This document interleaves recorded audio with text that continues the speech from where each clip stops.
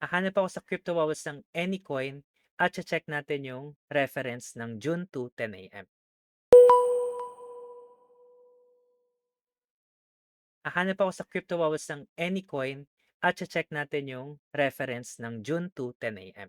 Let's try JTO. Okay. June 2, 10 AM. Look, konting retrace lang ni BTC, makaka-maximize ka ng trade dito. Okay? Coach, ang konti naman ng galaw. Hindi mo masasabing konti yan kasi let's say, nakapasok ka dyan, inabangan mo. Tingnan nyo yung angat niya, 24%. Okay? 24, sarado na natin. Calculator, 24 times mo sa leverage ni JTO, sabihin natin 50.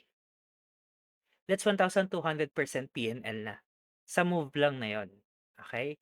That's reaction lang makukuha mo dito sa area na to.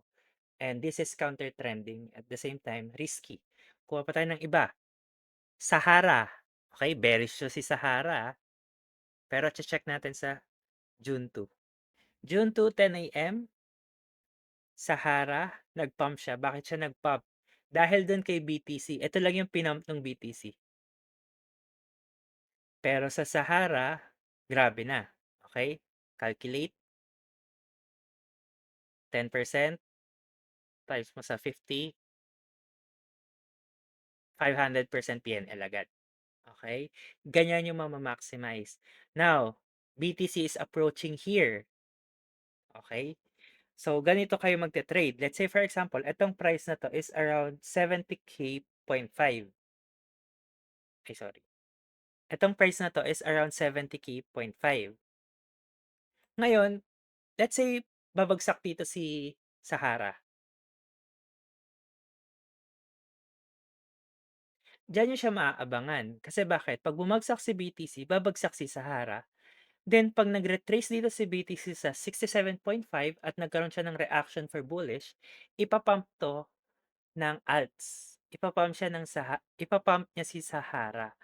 So, bakit hindi siya pwede magdire-diretso ng bullish? Kasi si BTC, magre-retrace pababa. Okay?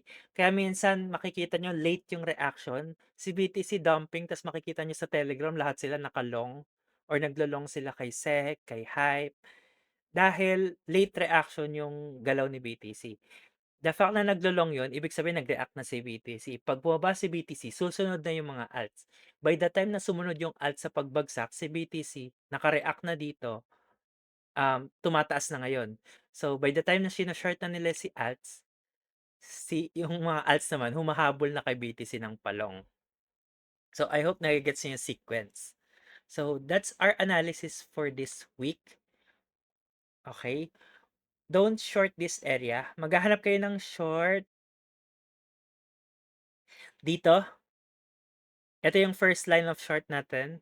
Huwag dito sa loob. Ito, kasi magkakaroon dito ng noise. Then, ito yung allowance. Possible to. Yan. Dalawa lang yan. Confirm here, confirm here. Pero huwag kayo mag-short dito sa loob. Pag si BTC lumagpas pa dito, magiging second to the line. Dito ka ulit magko-confirm ng short. Okay? Basic retracement yan. Basic pullback. Diyan kayo maghahanap. So, kung long position ka, dito ka pa rin maghahanap sa ilalim.